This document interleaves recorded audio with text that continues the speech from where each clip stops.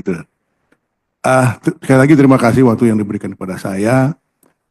Beberapa kali saya menjadi narasumber di Komisi 1, tapi saya pikir di 1 tahun terakhir tidak lagi berkesempatan ada di sini, karena kesibukan juga ada di Universitas Pertahanan. Saya diundang untuk menyampaikan pendapat apa sih terkait dengan rencana perubahan Undang-Undang TNI nomor 34 2024. Lanjut, silakan. Yang saya hormati Mas Gus, beliau ini dosen saya, guru saya, Bang Teguh, juga senior saya, guru saya maupun kolega dalam berbagai kesempatan. Nah, saya melihat bahwa kita berbicara tentang Undang-Undang Dasar RI 45 yang mengatur bahwa TNI itu sebagai alat pertahanan negara ya, yang menjaga tentang kepentingan nasional kita, national interest kita, yaitu tentang kedaulatan negara, keutuhan wilayah, dan juga keselamatan anak bangsa kita. Di dalam Undang-Undang nomor 34 2004 itu, di pasal 47 mengatur bahwa ada 10 jabatan sipil, kementerian lembaga yang bisa diisi TNI. Dari awal sebetulnya sudah ada polemik sendiri di kalangan TNI. Kenapa disebutkan 10 lembaga ini? Kenapa nggak kita biarkan terbuka seperti undang-undang yang ada di polisi, sehingga tidak menimbulkan katakanlah debat, tidak menimbulkan katakanlah datang, Mas, tidak mengundangkan artinya argumentasi yang berkembang di publik.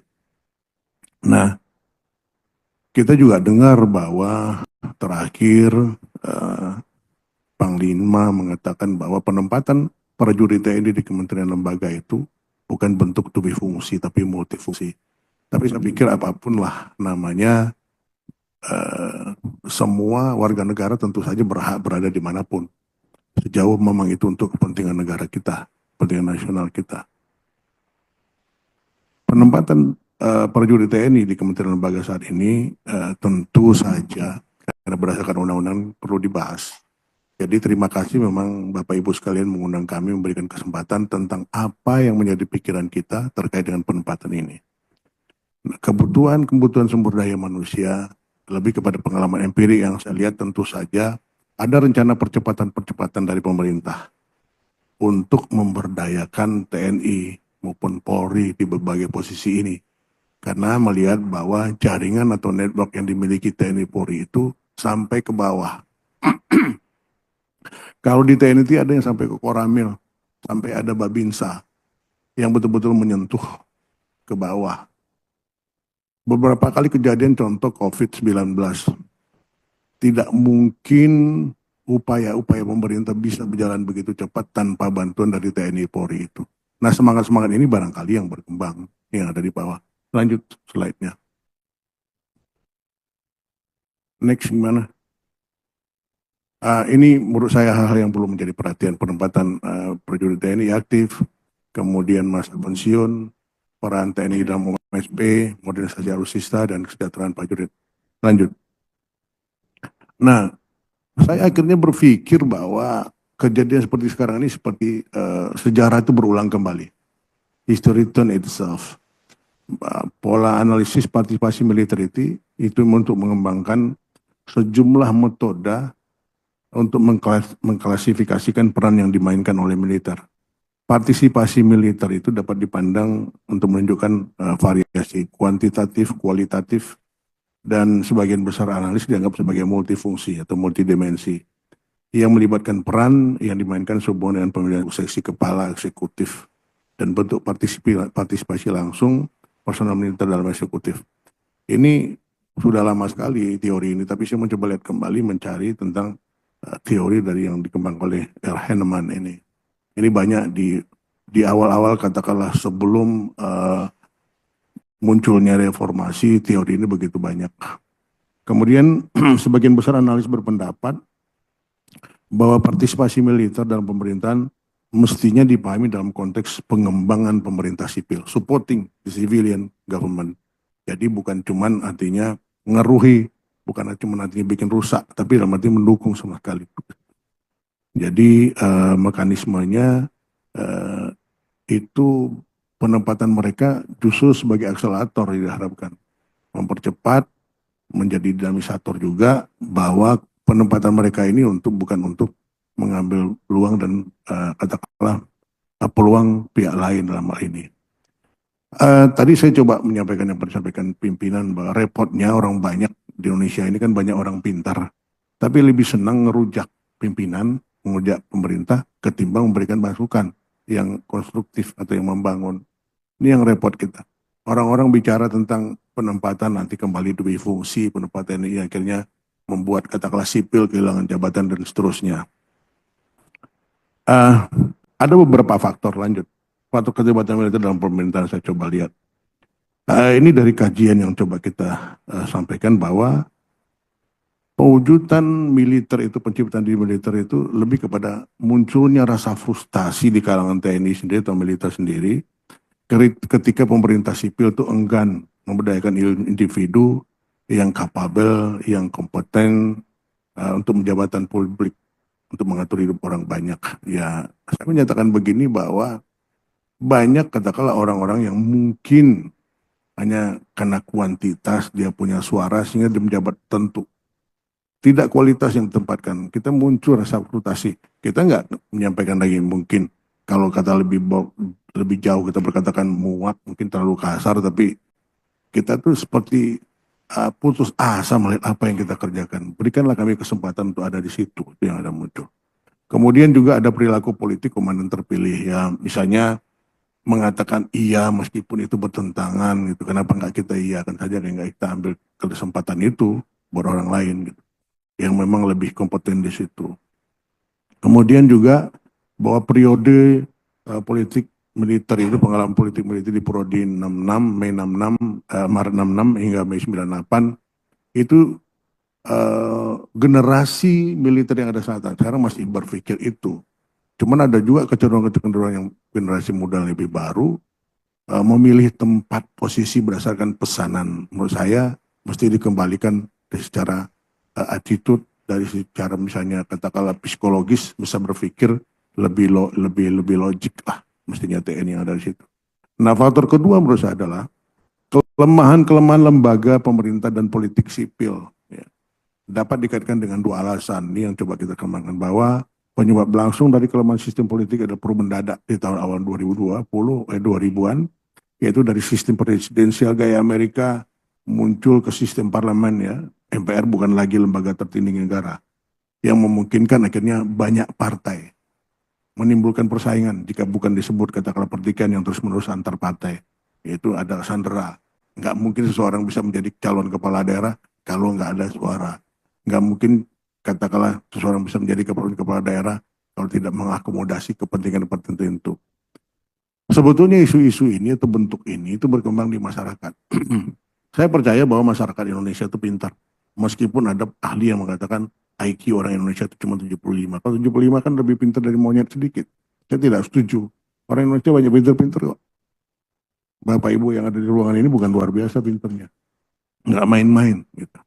Jadi menurut saya jangan dibiarkan katakanlah pertikaian ini berkembang terus yang menyebabkan akhirnya kita justru terkungkung atau terkooptasi dengan hal yang tidak positif, yang tidak produktif dalam hal ini. Coba kita lihat ini hasil survei Litbang Kompas di 2024 itu. Itu dilihatkan tuh yang setuju 41%, yang tidak setuju 40%.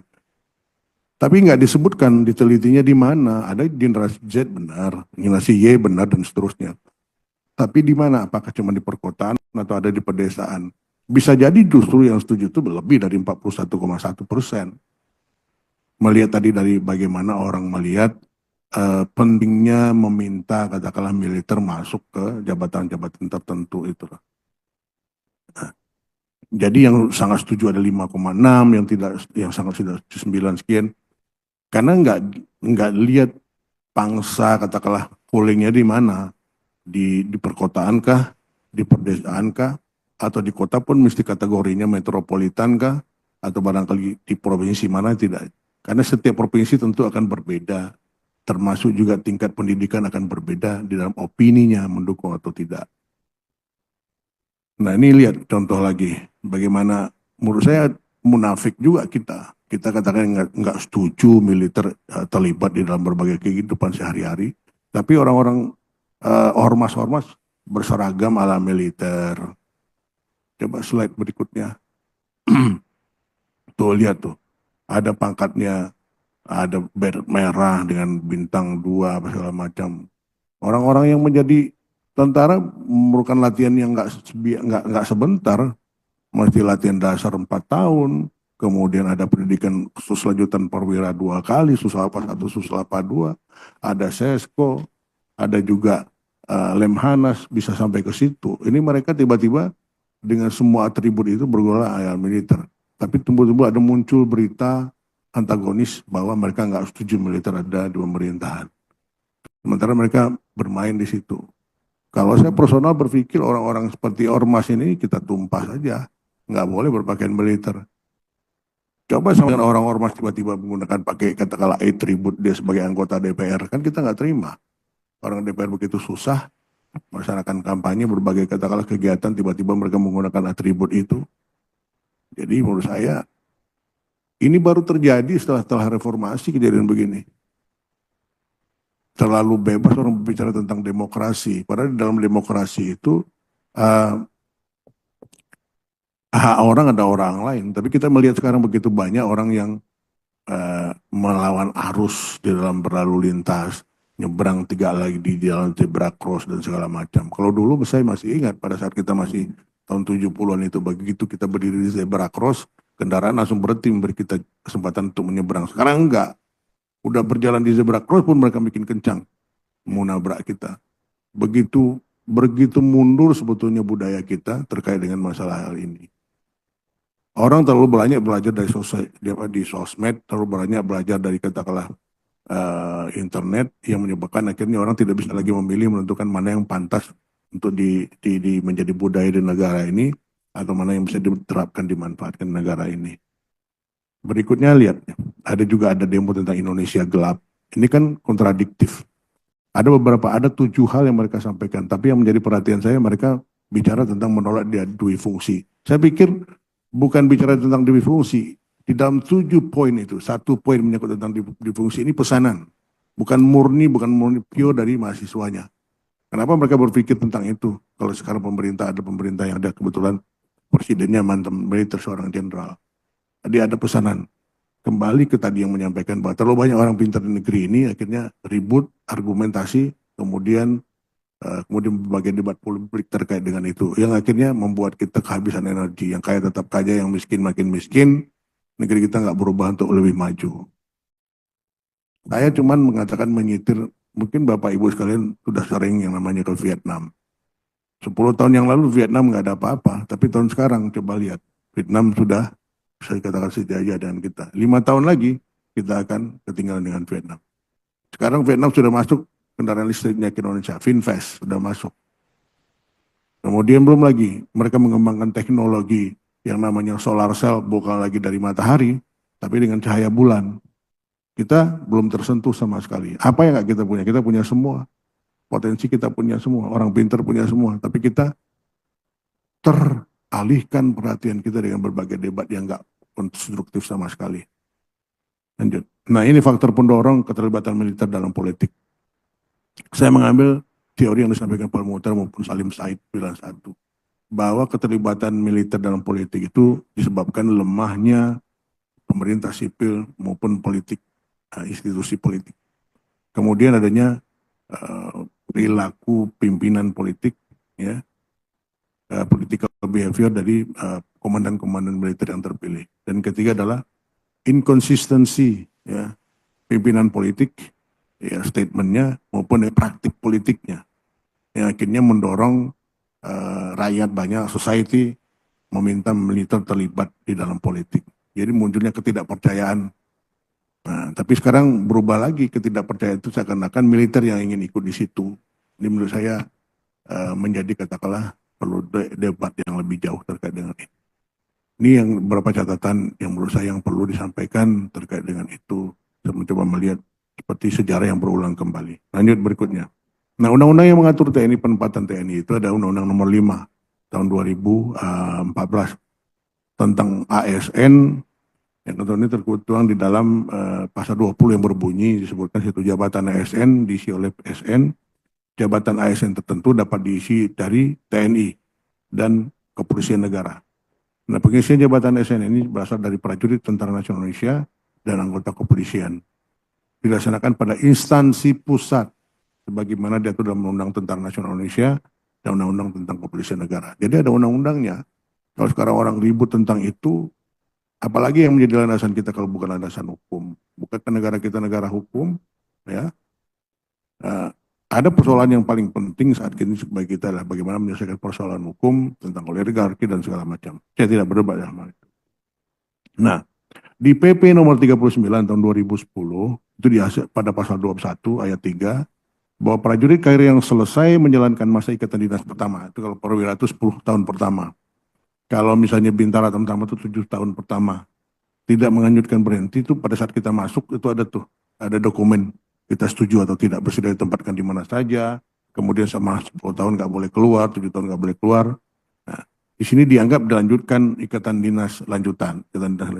Nah, saya berpikir bahwa jangan otomatis, karena banyak teman saya yang sekarang bintang 3 itu kapten itu udah pengen berhenti. 10 tahun, 9 tahun dia menjadi tentara pengen berhenti. Pengen mundur. Nah, jadi menurut saya dia ada evaluasi, ada 10 tahun, 10 tahun, 5 tahun, 5 tahun, 5 tahun. Akan kelihatan dia efektif atau tidak. Dia bermanfaat atau tidak. Kalau cuma pangkat tinggi-tinggi aja, kemudian nggak ada manfaatnya untuk institusi, nggak ada manfaat untuk negara, untuk apa?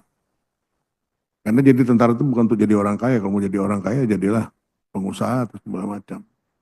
Buat mengabdi. Nah, ini yang tidak pernah dilakukan selama ini di TNI.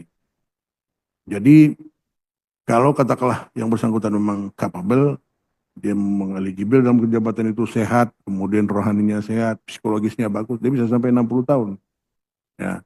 Kalau katakanlah perwira tertentu, perwira tinggi tertentu bisa saja lanjut lebih, tergantung kebutuhan negara ini. Yang selama ini seperti berlangsung baik di Inggris maupun di Amerika. Karena kebetulan kiblat kita kan banyak ke Amerika. Kalau ya negeri ini memang harus lebih maju lah dengan semua potensi yang ada, orang banyak, kekayaannya, termasuk juga dengan semua kepintaran-kepintaran yang ada, kita mesti berlihat ke situ, bukan mundur kita saat ini. Kemudian saya juga berpikir bahwa perlunya seleksi kompetensi ya, bagi perwira atau TNI yang pegang jabatan sipil, bukan karena kedekatan politis. Kan banyak banget tuh yang tiba-tiba yang nggak pantas tiba-tiba dia menjadi kepala staf, yang kurang bagus tiba-tiba menjadi panglima, makanya banyak ribut. Atau barangkali polisi tiba-tiba jadi kapolres atau jadi kapolri atau kapolda, gitu. Rame. Kalau katakanlah misalnya nggak ada seleksi kompetensi itu, buat apa yang ada bapak-bapak, ibu-ibu yang ada di sini sebagai wakil rakyat, kan menjadi kepanjangan tangan kita untuk menyatakan bahwa sisi pantas atau tidak. Yang repotnya kadang-kadang juga ada ya personal tertentu mendekati individu tertentu biarkan promosi meskipun banyak pelanggaran. Bayangkan aja ada jenderal yang kerjanya macam-macam, yang korupsi, nambah istri, segala macam, tapi dia bintang 3. Nggak layak, personal menurut saya nggak penting. Tapi kenyataannya begitu. Mesti kita geser yang bersangkutan dari posisinya. Kemudian menurut saya menyangkut tentang kesejahteraan prajurit ini, prajurit terutama prajurit bintara tamtama jangan dilarang berbisnis. Apa sih bisnis mereka? Mantan anggota saya, sersan, begitu pensiun dia bisnisnya bakso. Karena dia nggak punya kerjaan. Selama dia bertugas dia nggak punya kerjaan. Sementara gajinya pada saat dia pensiun kan tinggal 70% dari gaji pokok. Jenderal saja pensiun bintang 4 hanya dapat 5,2 juta. Jenderal bintang 4 begitu pensiun dapat 5,2 juta. Gimana cerita? Sementara kalau dia tidak pernah naluri bisnisnya dikembangkan, makan apa? Sekarang teman-teman saya ada yang bintang 3 dan bintang 4, anak-anaknya masih kecil, begitu pensiun bingung. Mau ngapain? Nggak bisa apa-apa. Dicoba masuk ke administrasi, misalkan administrasi publik, katakanlah komisaris, dia nggak bisa apa, nggak ngerti, dia nggak punya bekal. Keinginan tentara sekarang untuk kuliah itu kan baru belakangan ini aja. Yang tiba-tiba ada jadi profesor, tiba-tiba jadi doktor. Kan belakangan ini aja ada tuntutan.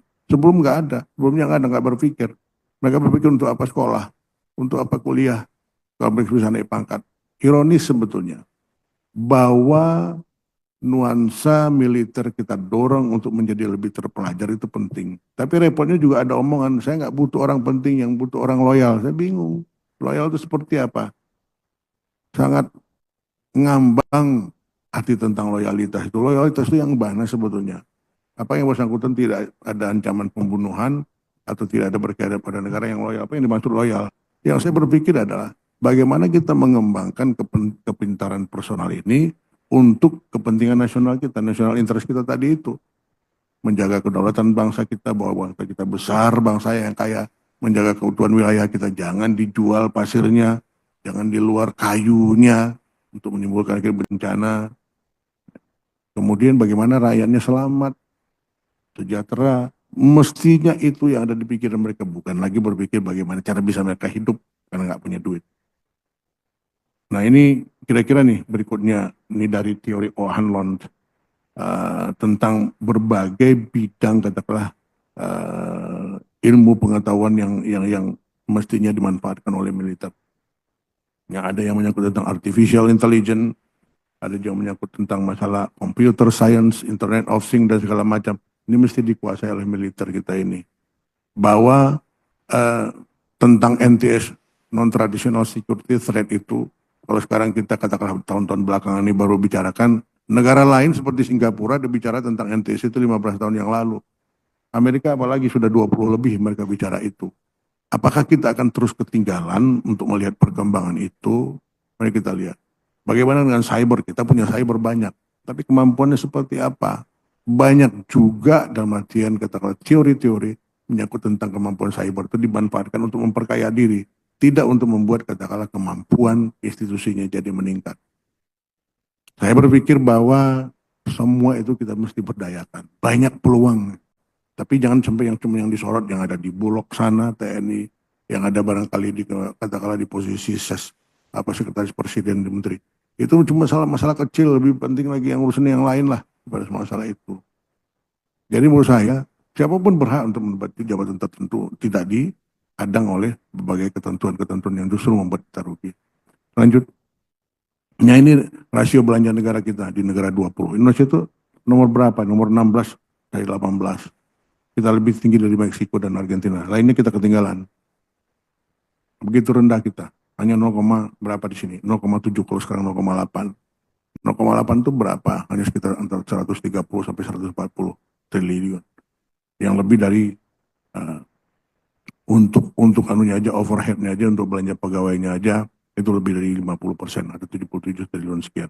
Nah perbandingan anggaran pertahanan negara ASEAN ini, Singapura paling tinggi, PDB-nya 3,3. Hampir seperti Jepang yang flat 4%. Itu dari APBN-nya 18%. Kalau Indonesia 4,1. Saya pikir kemarin sekitar 4,9, sekitar 4,1. Rendah sekali. Hanya 0,8, enggak sampai 1%. Bahkan lanjut lagi. Nah, ini modernisasi alat alutsista yang perlu dipercepat untuk penuhi target MF. Kalau kemarin pemerintah memesan yang namanya Rafale sebanyak 42, kemudian ada juga pesawat angkut J130 kakak adiknya Hercules, kemudian kapal selam segala macam. Bayangan aja, saya tidak berhak untuk bicara lebih jauh terkait dengan masalah kemampuan alutsista kita ini, tapi menyedihkan kalau sebuah kapal selam minimal torpedonya 8, kita nggak punya torpedo yang apa katakanlah untuk bekal pokoknya itu 8, kemudian untuk cadangannya 8, artinya satu kapal selam 16. Tinggal tanya Bapak Ibu, tinggal tanya ke Kasal sana. Punya nggak satu kapal selam kita 18 rudal torpedo itu nggak punya kita. Kemudian berapa persen kesiapan tempur angkatan laut kita, angkatan udara kita? Kecil banget, nggak sampai 3%. Berkisar 1 sampai 2%. Jauh. Jadi kalau misalnya global power system mengatakan bahwa Indonesia kemampuannya sekitar 10% di dunia, bullshit, omong kosong. Nggak ada seperti itu kemampuan militer kita. Nah, ini alutsista angkatan darat. Alutsista angkatan laut. Alutsista Angkatan Udara. Lanjut. Nah, terus Angkatan Laut, Angkatan Udara. Lanjut lagi. Nah, ini anggaran Kementerian Pertahanan 2024 terbesar untuk manajemen. Sekitar 77,5 T. Kita ada 139,27 yang ada. Bayangkan aja, lebih dari 50% itu buat katakanlah manajemen untuk belanja pegawai. Apa yang bisa kita manfaatkan cuma dengan kurang dari 50%? Mau beli senjata baru gimana?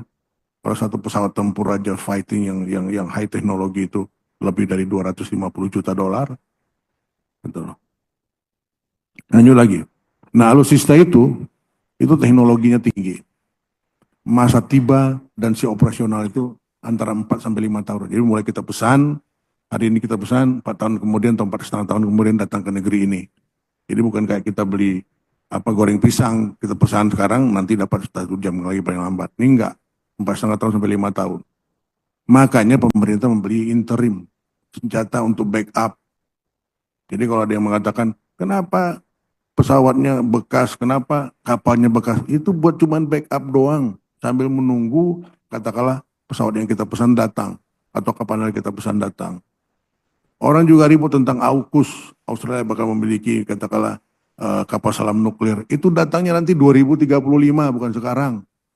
Meskipun katakanlah pada saat itu Waminlu mengatakan ke pihak keutusan khususnya Australia tentang peran mereka tuh. Kita mengatakan syukurlah Anda menciptakan 1% aja enggak.